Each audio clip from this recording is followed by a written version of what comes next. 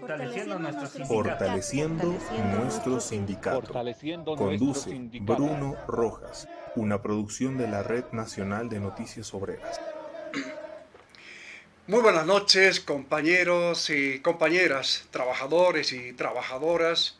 Como siempre, un verdadero gusto el estar con ustedes en el programa Fortaleciendo nuestro sindicato.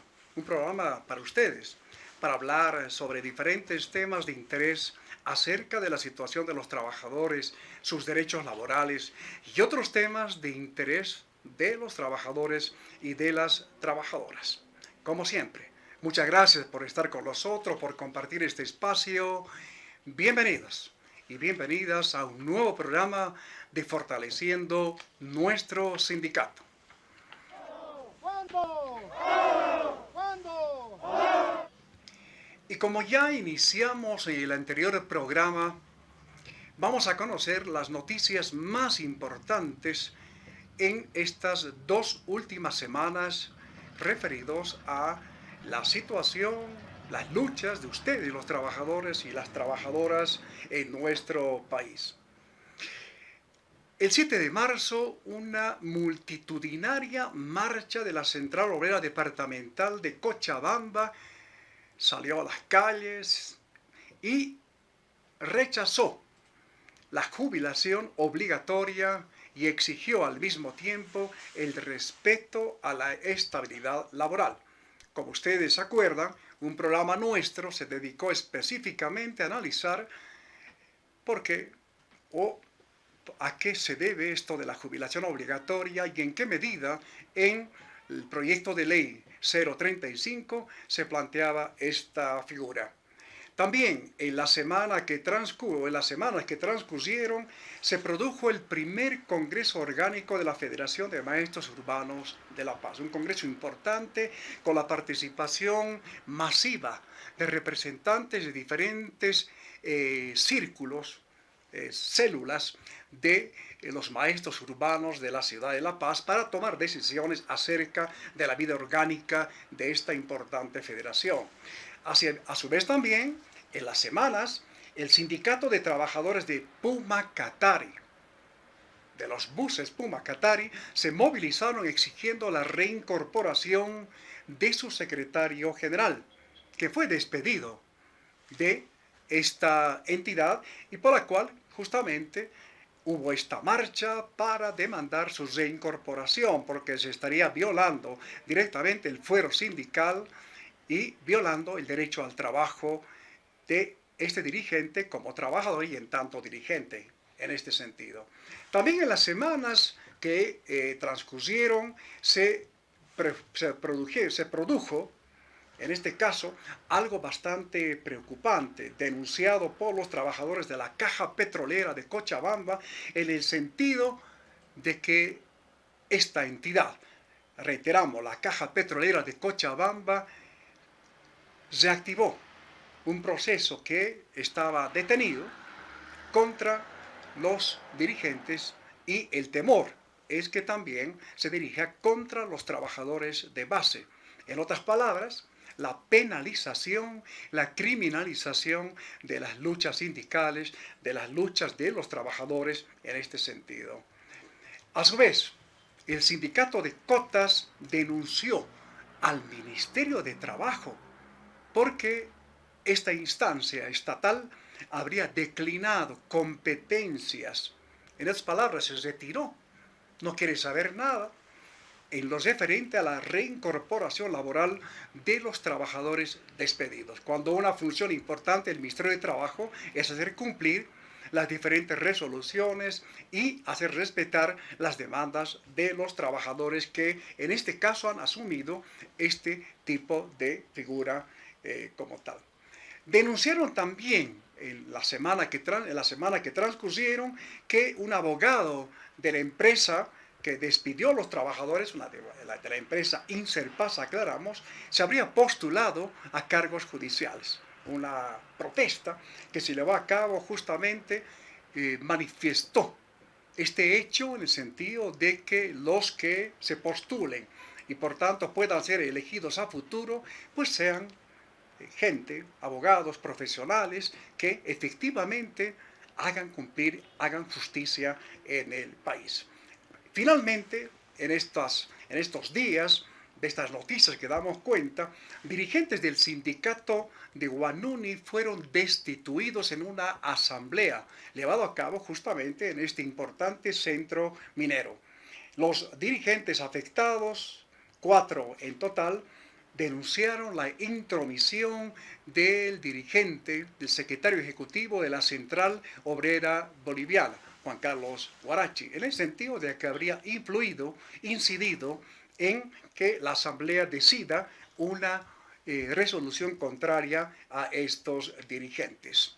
Estas fueron las noticias más importantes en estas últimas semanas y acá en Reno, en la Red Nacional de Noticias Obreras, las comentamos para usted. Pero no se olviden, visiten el Facebook de la Red Nacional y encontrarán las noticias día tras día, hora tras hora, para conocer lo que hacen ustedes como trabajadores y trabajadoras en procura de sus derechos laborales. Fortaleciendo nuestro sindicato. Estás viendo Fortaleciendo nuestro sindicato. Y en el programa de hoy vamos a hablar sobre un tema importante y que hemos ido anunciando en la Red Nacional de Noticias Obreras acerca del censo de población y vivienda que en pocas horas se llevará a cabo en nuestro país. El 12º censo que se va a llevar en nuestro país. ¿Sí? Hay que recordar que desde 1950 se viene llevando a cabo un censo de población y vivienda. Antes de 1950 se llevaron adelante simplemente censos de población para saber cuántos habitantes y en dónde habitaban en el país. Pero, ¿qué es el censo de población y vivienda? ¿Para qué sirve? Se han ido comentando, han ido circulando diferentes versiones, además de la versión oficial de lo que dice el Instituto Nacional de Estadística, voceros del gobierno, diferentes versiones sobre lo que implica el censo, su importancia o no para nuestro país. Seguramente usted se acuerda, compañero, compañera, el año pasado un conflicto enorme respecto a la fecha de realización de este censo. Una posición que demandaba que el censo se lleve a cabo el año pasado, el 2023, y otra que el gobierno insistía en llevarla a cabo el 2024. Bueno, al final resultó que los que demandaban que sea el 2023 sencillamente sacaron a luz de que el INE, el Instituto Nacional de Estadísticas, no tenía preparado adecuadamente llevar a cabo este importante censo. Porque el censo alude a todos, interesa a todos de una u otra manera. ¿Qué es este censo? ¿Cómo se está llevando a cabo? Y principalmente, ¿cuál es la importancia del censo de población y vivienda para los trabajadores, para las trabajadoras? Alguna información señala, por ejemplo, que 6.500.000 personas son los que conforman los ocupados, desocupados, los que buscan permanentemente trabajo. Este censo nos permitirá saber si son 6.500.000 o menos o más, en qué condiciones están o se encuentran. Alrededor de 1.800.000, 2 millones los trabajadores asalariados. El censo permitirá saber si se levanta bien, permitirá saber si efectivamente este es el número de trabajadores asalariados en el país. Y si en el país hay más trabajadores informales que formales. Hay muchas preguntas de por medio, por eso creemos importante, hemos en este caso decidido en el programa aportar con información acerca de esta importante temática. Y para eso hemos invitado a una voz autorizada que nos permita decir qué es el censo, para qué sirve y todos aquellos aspectos que con seguridad va a aclararnos en esta noche en el programa a pocas horas de llevar adelante esta importante actividad. Estamos con Juan Carlos Núñez. Juan Carlos, un gusto, muchísimas gracias por estar con nosotros en el programa Fortaleciendo Nuestro Sindicato para hablar precisamente sobre el censo. Bruno, Y la muchísimas primera gracias. pregunta ya, y que seguramente estamos haciéndonos todos, es ¿qué es el censo de población y vivienda? ¿Para qué? ¿Por qué? ¿Sí? Sabiendo todo lo que ha sucedido hasta ahora, esa disputa de fechas y todo aquello. Juan Carlos, nuevamente gracias, adelante por favor. Muchas gracias, Bruno. Bueno, un gusto estar acá. Yo creo que es muy importante ir conociendo lo que significa el censo, este conjunto de actividades que están destinadas a un trabajo de recopilación, de análisis y de publicar información sobre datos demográficos, económicos, sociales, relacionados a todos los habitantes del país. Y además todo lo que significan las características y los servicios con que cuenta la vivienda de cada uno de nosotros en un momento determinado en el que se desarrolla el censo. Bien decías que antes del año 50 se realizaban censos estrictamente de población. Y es interesante analizar, tengo un datito muy importante de 1900, porque hubo un censo en 1900, ahí y ese dato es, a ver, los compañeros deben conocer que en ese censo se determinó dónde la mujer sabía leer y escribir. Y es interesante, ese censo nos mostró que en Santa Cruz estaba la mujer que sabía leer y escribir. Y cuánta relación tenía con el oficio que cumplía. El marido estaba en el Chaco trabajando y la mujer es la que traía el producto a Santa Cruz, negociaba con quienes tenía que venderles y tenía que firmar y tenía que saber sumar y tenía que saber escribir para hacer esto. Las necesidades, cómo hacen para que efectivamente la gente tenga que tener un espacio de vida social, económica, etc. Y qué interesante que el censo, agarrando ya los archivos antiguos, vayamos a ver estos hitos tan interesantes en la historia del país. O sea, en términos más concretos para compartir con la audiencia, los trabajadores y trabajadoras, el censo de población y vivienda sí es importante, ¿sí? Porque aporta con información, aporta con luces acerca de qué es lo que está pasando con una población como la nuestra, como la boliviana.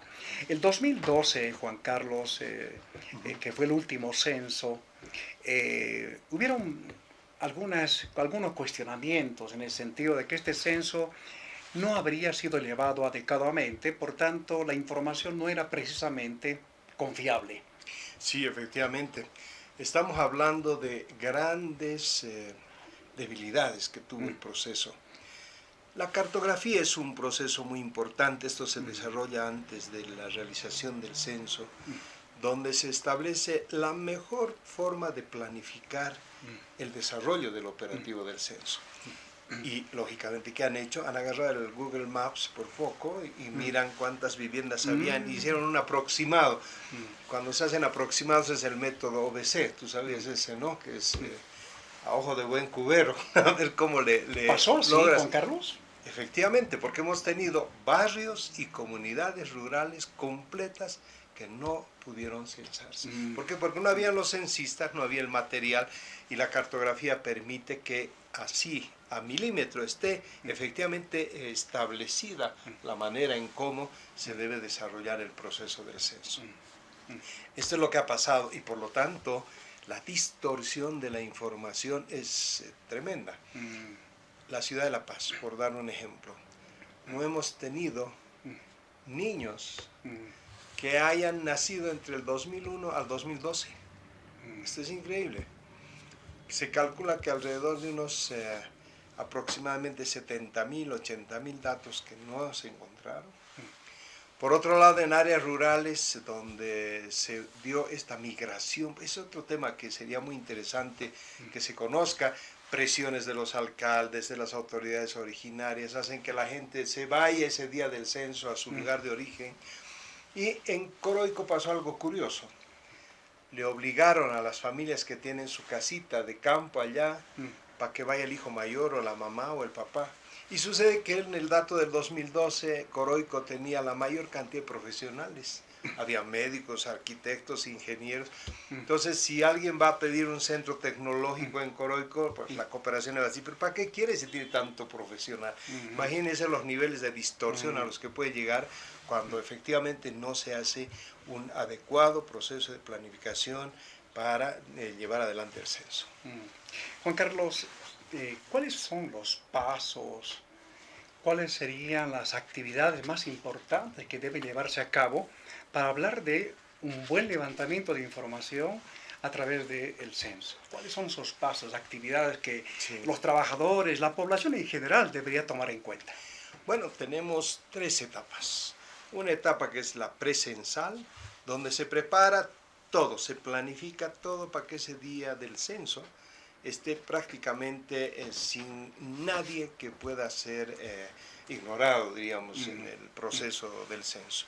Entonces se hace toda la planificación del operativo, se actualiza la cartografía. La cartografía es ubicar la casa, cuántos viven, cuántos habitantes, para que sepas cuántos censistas vas a llevar en el satélite. Te podrá mostrar si una vivienda, pero no sabes si la vivienda es de 1 piso, de 3 pisos, de 4 pisos. Entonces, por eso hay que hacer el trabajo de campo para hacer la cartografía. Ese es otro elemento muy importante. Pero además tienen que hacer un diseño y pruebas de cuestionarios censales. Lo hicieron hace poco, el año anterior, el INE hizo en una región, no me acuerdo el nombre, para ver si efectivamente el sistema funciona, ¿verdad? Y otro elemento importante antes de la realización del censo es la capacitación de los censistas. Esto es muy importante. Y esto estábamos preocupados porque hace pocos días que todavía no les faltaba censistas en varios lugares. Claro, pero noticia en varios medios. Claro, miles eran los censistas que faltaban. Y la gran preocupación era, y bueno, ¿y cuándo los van a capacitar? Porque el censista tiene que tener tal nivel de capacitación que cuando vaya a preguntar ahí en la casa, en la puerta, sobre los datos, tiene que recoger fehacientemente lo que le dice la persona, no su interpretación. El 2012, Bruno, hemos visto en las plazas, en las aceras, los muchachos agarrando el formulario, borrando y poniendo la corrección, porque se le ha debido acordar que la comprensión era distinta de la respuesta que iba a dar. Entonces, imagínense esos niveles de distorsión que nos puede traer el hecho de la enorme responsabilidad que tiene el censista. Entonces, la capacitación es fundamental. Y también a quienes capacitan. Claro, claro. En 2012 creo fueron estudiantes de... No, al final improvisaron con policías y militares cuando ya no tenían y con una capacitación de 2 horas. Así que imagínense lo que puede quedar como resultado. Cuando no son 2 horas. No, pues efectivamente. Se quiere más tiempo. Además, ahí se dijo que las universidades deberían participar activamente para evaluar el proceso de capacitación que se está dando. Pero todas estas cosas quedan ahí en la nebulosa. Nadie sabe si efectivamente esto se ha dado o no. Por lo menos en algunas instituciones estamos tratando de capacitar a los universitarios que van a recibir a su casa a los censistas y les van a preguntar a los censistas para evaluar su nivel de capacitación. Ya vamos a tener un reporte sobre eso, va a ser interesante. Después está la otra etapa, Bruno, que es la etapa censal, el día del operativo. Ya es el empadronamiento de todos. ¿Por qué es tan importante el censo? Porque ustedes pueden conocer que hay encuestas, levantamientos de información, sondeos de opinión, pero esas son muestras nomás, ¿no? O sea, se dice que en Bolivia con 1.200, 1.300 encuestas se puede tener un criterio de promedio nacional de opinión pública. Pero el censo es un rastrillaje completo de la población y ese es lo valioso, por eso es tan costoso. Que nos van a decir que no podemos salir a la calle, no podemos circular, auto de buen gobierno. Es un proceso que se va desarrollando y se llama censo de hecho. Así se denomina, sí, el censo de hecho, ¿no? Entonces, donde quedaste a dormirte la noche anterior, ahí te van a censar. ¿No? En una vivienda específica. En una vivienda específica, lógicamente. En cambio hay otro censo de derecho que hay otros países que desarrollan, pero ese es un proceso permanente del cojo de información. ¿A quiénes se Es- aplica? Estamos hablando a toda la población, Ya. pero con características ya inclusive de económicas, de ingresos, un sinfín de otros detalles que este tipo de censo no lo tiene. Este censo nos determina las necesidades básicas insatisfechas. Por eso le van a preguntar de qué material es su construcción, si tiene agua, si tiene servicios, etc. ¿no? Bueno, pero es ese día, y tiene que ser de tal manera que a las, creo que medianoche se habla de la conclusión del operativo, tendríamos que haber cubierto a todo nivel del país, salvo algunas regiones que son pues dispersas, donde todavía se va a otorgar 1 o 2 días más para el trabajo del operativo. Pero después hay otra etapa que es también fundamental y es la post-censal. Ajá. En esta etapa ya el INE se encarga de revisar, analizar, sistematizar, publicar todos los datos que se han dado, pero ese procesamiento hay que filtrar información. Tal vez hay errores, hay incoherencias, todo eso se tiene que limpiar. Pero el margen de error sería fatal que llegue a superar el 6%. Eso es lo que dicen. 6 a 8%, ya prácticamente ese censo no tendría valor. El año 2012, curiosamente, en Chile, hicieron un censo que tuvo ese margen de error. Hicieron otra vez los chilenos un nuevo censo, porque lo que habían recogido ya no les servía. No tenía la porcentaje, Juan Carlos, para... Sí, entre 6 a 8% Ya. el margen de error. hasta ahí ¿Qué es esto? se llegaría a ese porcentaje. Hasta ahí se podía llegar. Ya. Del censo 2012 nunca hemos conocido cuál era el margen de error, Bruno. Y ahora hay que estar atentos a cómo se desarrolla este trabajo. Y por eso es importante pedir al INE que abra las puertas, que las instituciones estén mirando cómo hacen la limpieza, la filtración de información, el tratamiento adecuado para que tengamos los datos. Dicen que hasta septiembre vamos a tener los datos de población. Seguro que desde septiembre se nos va a venir un mare magnum de conflictos, porque ya Santa Cruz, por ejemplo, ha dicho una cosa, que ellos tienen una dirección departamental estadística, no reconocida, pero lo hacen, que dicen que son 4 millones de habitantes en el departamento. 4.200.000. Sí, ya pusieron su bandera, Campo. ¿verdad? Así que si el censo les pone menos de 4.200.000, ya se imaginarán los conflictos que se nos vendrán. La alcaldesa del Alto. Sí, También efectivamente, con un también. pequeño tríptico, díptico, Sí. comentaron algo en ese sentido. O sea, 1.500.000 habitantes en el Alto. Si es menos de eso, Claro, entonces se nos van a venir unos despertares de conflictividad otra vez en el país, pero bueno, aquí hay un tema que yo quisiera reflexionar y es que el censo recoge información sociodemográfica, económica, servicios básicos, todo eso le sirve al Estado para planificar políticas públicas, devolverle a la población, pero lo hemos contaminado, Bruno, el censo, al ponerle esta condición de que cuantas mayor cantidad de población tengas, mayor dinero vas a recibir por parte del Estado. Entonces, de ahí ya se vienen estas distorsiones, ¿no? Que tienes que volver a tu lugar de origen. A mí me parece ya increíble que la Universidad de Sucre, no me acuerdo el nombre, Francisco Javier, si no me equivoco, está obligando a entregar su boleta de censo de los estudiantes universitarios que se hayan hecho censar en Sucre. ¿Por qué? Porque a ellos les afecta el IDH.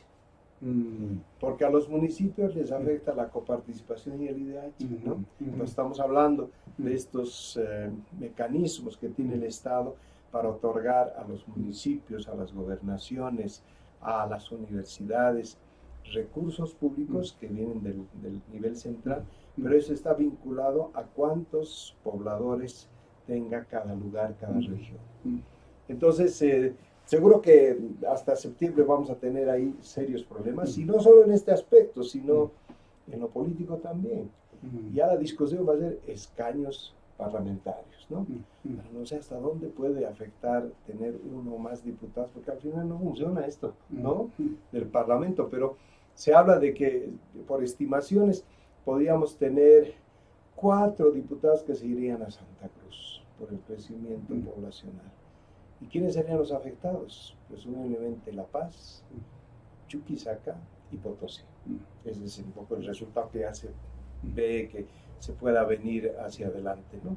Entonces esta etapa post-censal es sumamente importante porque nos va a dar ya los datos finales y nos va a dar otro elemento, nos va a dar datos para planificar la educación, la salud, para conocer dónde está la población, tal vez con situaciones de desventaja social o con discapacidad, para que efectivamente en base a eso puedas zonificar y pongas pues los hospitales especializados para la atención de eso, donde está concentrada esta población. Entonces es una maravilla lo del censo, porque uno puede manejar muchas cosas. Inclusive ahora se está pensando en varios municipios de decir, ¿por qué no ponemos a las juntas vecinales que cuando presenten su POA pongan el número de vecinos que tienen? Y eso lo vamos a comparar con el dato del censo. Y si la mitad de sus habitantes se han ido a otro lugar, pues se les dará la mitad del POA, ¿no?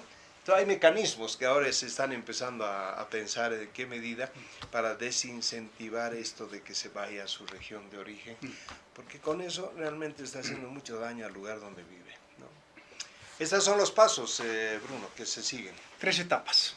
La etapa presensal, toda la preparación, la etapa censal como tal, y la post-censal, que como ya Juan Carlos nos comenta, es sumamente importante por las 3 etapas en este caso. Estamos con Juan Carlos Núñez y nos olvidamos mencionar a Juan Carlos. Él es director de la Fundación Jubileo. Y como decíamos, voz autorizada para hacernos conocer la importancia del censo.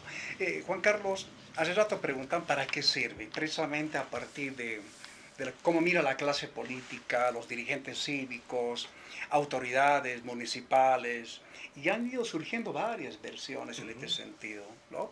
Una, por ejemplo, esta de que el censo sirve para la redistribución de ingresos. Otros señalan por ahí, quizá de manera un poquito más general, que la información permitirá saber la situación de salud, educación y cómo eso orientaría la elaboración de políticas públicas, lo que el Estado tenga que hacer en ese sentido. Pero también hay versiones en ese sentido, como escuchábamos, seguramente usted escuchó, que señala, por ejemplo, dice, es que el censo sirve para que nos saquen más impuestos, ¿no? Porque que van a saber cuántos cuartos tenemos, si son de ladrillo, son de adobe, bueno. Hay también estas versiones. En todo eso, Juan Carlos, remarcar fundamentalmente para qué es este censo. Lo hemos dicho, pero remarcarlo para ya entrar a una otra segunda parte de esta conversación sobre la importancia de este instrumento. Sí, efectivamente, lo primero que el censo en ningún momento agarra y pone nombre y apellido exacto de la persona para poder verificar si le van a incrementar el impuesto. No, son promedios. Aquí lo que nos interesa es cuántos millones somos, cuántos hombres, mujeres, niños, jóvenes, y en función a eso, dónde estamos concentrados, en qué regiones, y entonces en base a ello planificar el Estado de mejor manera, pues las políticas públicas hacia adelante y la inversión de recursos. Entonces, sí es el censo una tarea muy importante para un país en el que todos nosotros tenemos la responsabilidad de aportar con la información, porque esperamos del Estado mejores servicios, mejores inversiones que vayan en beneficio de todos nosotros. Ese es el sentido que debería tener, ¿no? Nosotros le estamos dando la información al Estado, por lo tanto eso adquiere un carácter de bien público y el Estado tiene la obligación de devolvernos en servicios, en obras, en inversión, etc. A veces esto nos olvidamos, ¿no? La magnitud de lo que puede significar un censo. Pero además un censo es la antesala de un debate en el Estado para ver cómo se tiene que organizar de mejor manera para responder a la población por sus propias características. A esto se le llama el pacto fiscal. El pacto fiscal tiene que ser un espacio donde dialogue el nivel central con las gobernaciones, municipios, actores públicos, para poder determinar en qué sector, en qué política, a quién es el mejor operador para eso, cuánto se le va a dar prioridad a qué sector, a qué política de atención, eso lo hacen en base a las referencias del censo. Nosotros hicimos un ejercicio con el tema de la coparticipación tributaria. La coparticipación tributaria, para quienes nos están viendo y escuchando, es los impuestos que recogemos cada año, ¿no? Y estos impuestos después se quedan una parte en el gobierno central y el otro se lo divide en los municipios, fundamentalmente, algo creo en las universidades, pero centralmente municipios. Y hemos visto que con las proyecciones del INE del año 2022, prácticamente estamos constatando de que solo 55 municipios en el país de los 339 que somos van a poder tener un incremento de recursos. Otros van a tener unos 160 aproximadamente en incremento en población, pero no logran llegar al promedio con el que se calcula el tema de la coparticipación.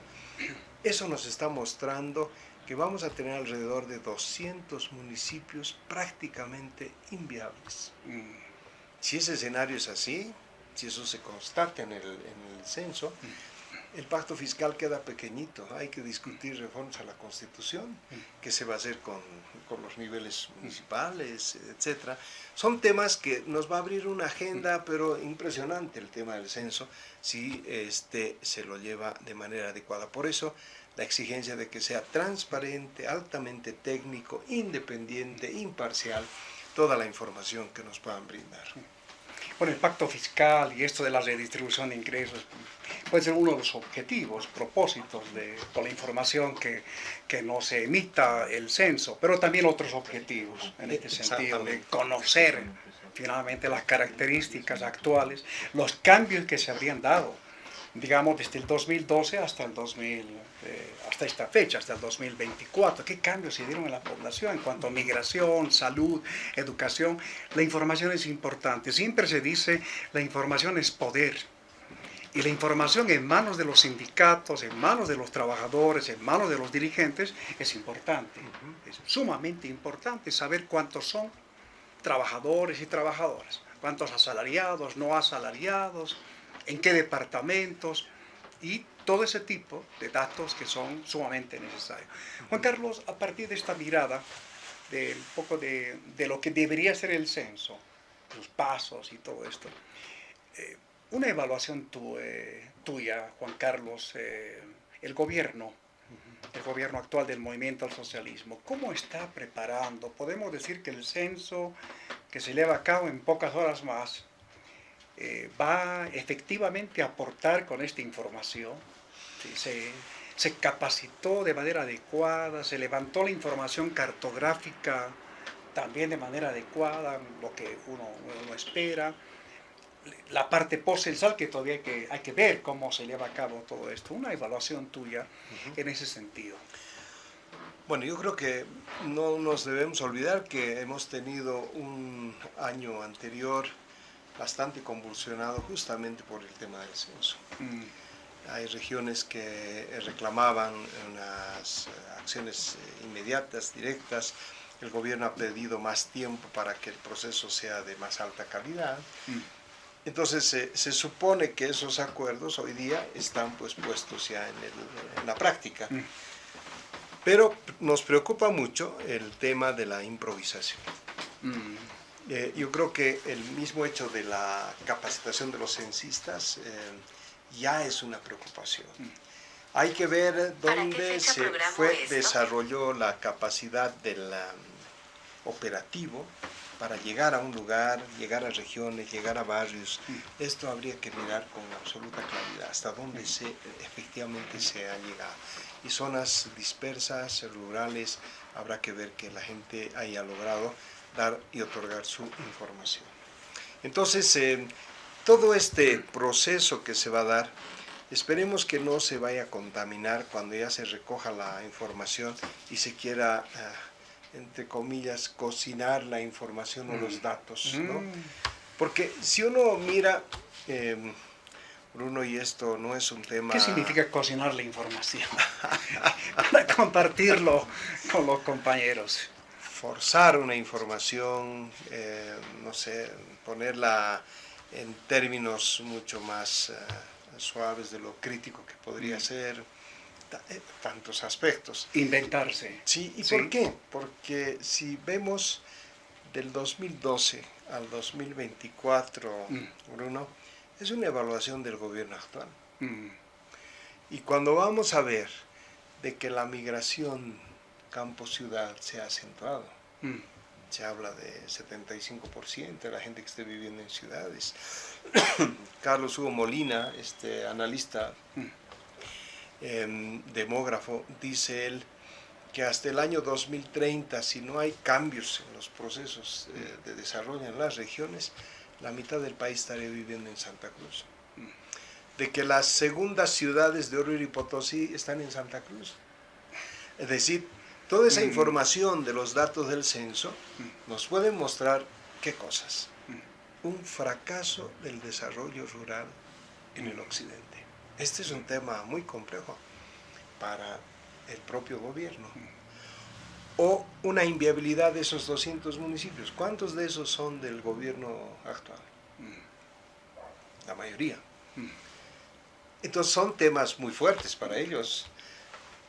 ¿Cómo lo encaminarán? ¿Cómo lo asumirán? Ojalá hubiera la transparencia y el sinceramiento directo para que realmente se pueda llevar adelante las cosas de mejor forma.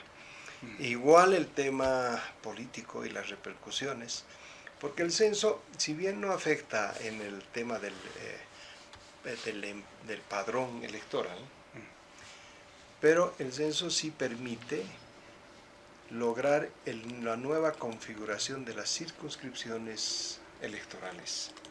Este es un tema muy delicado también que se va a abordar.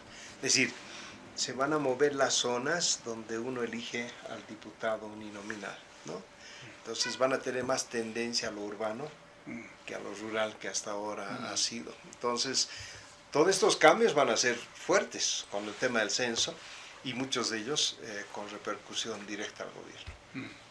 O sea, en concreto, Juan Carlos, hay preocupación respecto a cómo el gobierno ha ido preparando y lo que puede ocurrir, pero también lo que muy bien señalas en el sentido de que el censo puede revelar aspectos muy críticos de lo que ha sido estos últimos 17, 18 años de implementación de un modelo económico, de políticas y todo eso. Por eso es importante y por eso justamente el programa de Fortaleciendo Nuestro Sindicato le quiso dar estos minutos para entender un poco más sobre el censo y su importancia, particularmente para los trabajadores y las trabajadoras en sentido. ¿Cuál sería, Juan Carlos, una pregunta un poco más directa, la importancia de este instrumento que todos vamos a considerar que sí es importante para los trabajadores, para las trabajadoras? Hay un capítulo en la boleta referido a la semana anterior usted estuvo haciendo alguna actividad económica, en qué trabajaba, en fin, ¿no? Para saber esos elementos del trabajo. ¿Cuál sería la importancia a modo de compartir esto con nuestra audiencia, los trabajadores y trabajadoras, pero también la gente en general que nos acompaña en el programa? Una primera constatación es que el censo mide necesidades básicas insatisfechas. Este es un criterio desde el cual podríamos pensar entonces que los derechos económicos sociales son los que están ahí inmersos en el tema del censo. Estamos hablando de salud, educación, servicios básicos, ¿no? Entonces, todo esto que son derechos, hoy día en el dato del censo deberían ser protegidos, deberían ser respondidos por parte del Estado, desde la inversión, desde los servicios que pueda brindar. Ese es un elemento importante. El otro sí, el tema del trabajo. Y creo que ahí la informalidad, que tanto se habla de que esto siga creciendo, es otro tema que puede golpear mucho el derecho a los trabajadores. Nosotros teníamos un dato de que efectivamente el tema de las empresas relacionado al tema de los ingresos por pago de impuestos después del COVID, no ha habido la recuperación. Es decir, los impuestos están más bajos que el año 19 y esto muestra que por lo tanto hay empresas que o han desaparecido, han quebrado o se han informalizado. Y ese es un golpe directo a los trabajadores. Yo creo que es un lujo hoy día hablar de un derecho al trabajo con las plenas respaldos del goce de las leyes laborales, ¿no? Y la seguridad social, etc. Pero bueno, el censo nos va a dar esos tipos de datos también, que habrá que ver de cómo está configurándose, por lo tanto, el aparato productivo en el país, la economía en el país, ¿no? Esos son elementos importantes que creo que a cada uno de nosotros nos interesa. Está claro entonces que los trabajadores y trabajadoras deben estar atentos en todas estas etapas que hemos indicado en el programa con los aportes de Juan Carlos Núñez, particularmente una vez que ya se lleve a cabo el censo, estar muy atentos en los resultados que arroje este censo. Que sea un censo confiable, con información que efectivamente aporte no solo a políticas que el Estado pueda llevar a cabo, la redistribución de los ingresos y todo aquello que sí son importantes, sino también para hacer un ejercicio de cómo es hoy nuestro país, cómo es la Bolivia de hoy, la gente que vive hoy, dónde están, qué hacen, cómo hacen, en fin, hay muchos aspectos. ¿Son cuántas preguntas, Juan Carlos, del censo? Bueno, la boleta, perdón. No tengo exactamente el número de preguntas, pero son varios capítulos, ¿no? Referidos a muchos de estos 5 o 6 capítulos importantes. Exacto. Muy bien. Hemos estado con Juan Carlos Núñez, director de la Fundación Jubileo, hablando así de manera importante, de manera destacada, destacando algunos aspectos concretos sobre el Censo de Población y Vivienda 2024, el 12º censo y el 6º censo específicamente sobre población y vivienda. Importante tener estos elementos que a través del programa lo hemos podido compartir. Vamos a ir a una pausa breve para conocer lo que hace el Centro Cultural 18 de Mayo, la Red Nacional de Noticias Obreras. Y no se olvide que pueden visitarnos en la calle Ingavi, esquina Pichincha, para poder, en este caso, contar con algunos de los libros, publicaciones e información con la que cuenta el centro. Una pequeña pausa ya para saludar la última parte del programa. Estás viendo Fortaleciendo Nuestro Sindicato. Centro Cultural 18 de Mayo. Cursos de formación política y sindical. Talleres de oratoria y liderazgo. Redacción y análisis de coyuntura. Asesoramiento legal gratuito en temas laborales. Ubicado en la calle Pichincha, esquina Ingavi, edificio Consuelo Interior Alto. Contacto 740-12-586. Estás viendo Fortaleciendo Nuestro Sindicato. Estás viendo Fortaleciendo Nuestro Sindicato. Bien, hemos conocido lo que el Centro Cultural 18 de Mayo tiene para ustedes, compañeros trabajadores, compañeras trabajadoras. Censo de Población y Vivienda 2024. Poquísimas horas estarán los censistas visitando sus viviendas. Por si acaso no pueden entrar, no pueden ingresar a sus domicilios, solamente la puerta. Y la respuesta, la información que brindemos, que sea objetiva.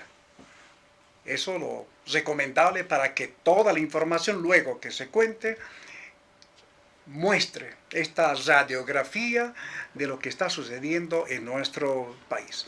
Juan Carlos, ya en estos últimos minutos del programa, hemos visto que estabas hojeando esta es una cartilla. Una buena ayuda a memoria por todo lo que hemos conversado hoy día. Bruno, este es un trabajo muy interesante, lo hicieron jóvenes además, de todo lo que es el censo, aquí paso a paso.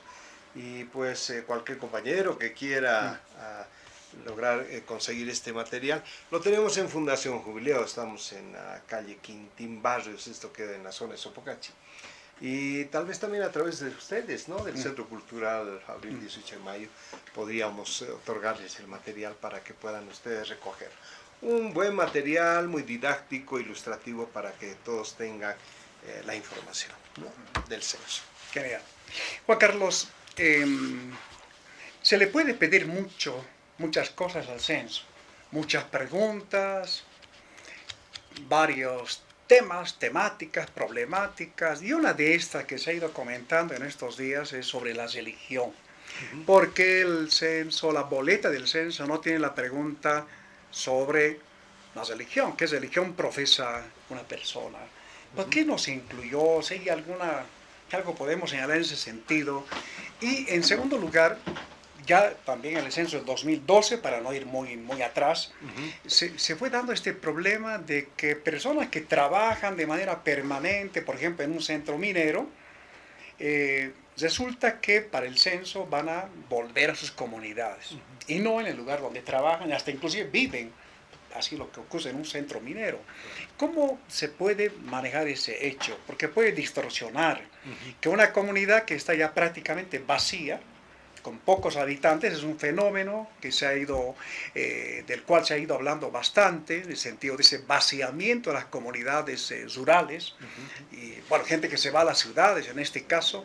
Bueno, ¿cómo se maneja este tema? Estos dos aspectos concretos, Juan Carlos, a modo de cerrar esta conversación.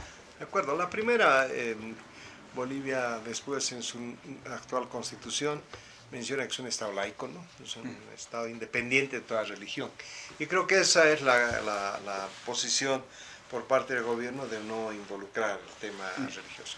Lógicamente que hay otros métodos para lograr captar esto, y eso es un tema que no lo dialogaron las religiones, diríamos, si están interesadas en llevar adelante un proceso de conocer qué profesión de fe ejerce cada ciudadano o ciudadana.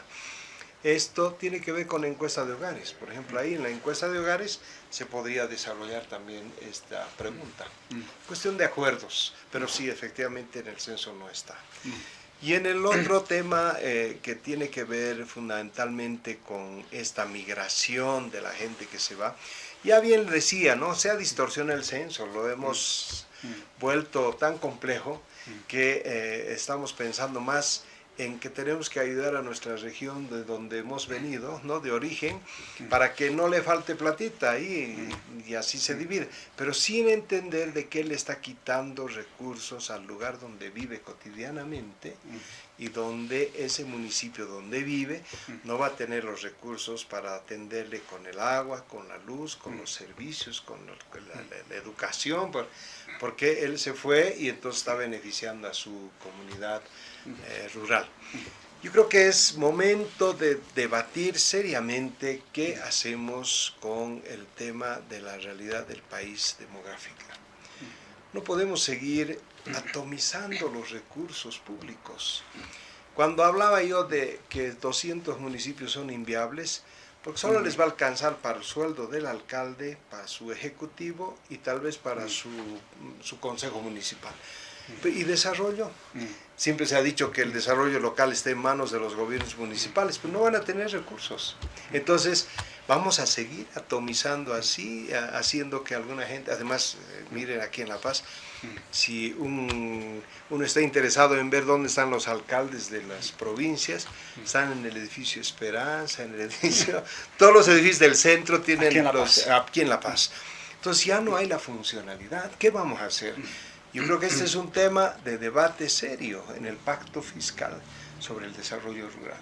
¿Qué se hace? Un espacio en el que se puede hablar de esto. Y creo que ahí los compañeros también que trabajan en la minería, también es un momento de decisiones, o sea, están con el sector o están en el campo del agro.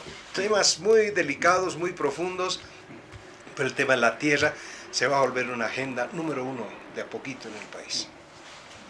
Juan Carlos, muchísimas gracias por acompañarnos. Muchísimas gracias a ustedes, compañeros y compañeras que nos acompañaron en el programa. Hemos hablado, conversado, hemos destacado algunos aspectos, algunos puntos, como también se suele hablar entre los trabajadores, acerca del Censo de Población y Vivienda 2024. Sábado 23 de marzo.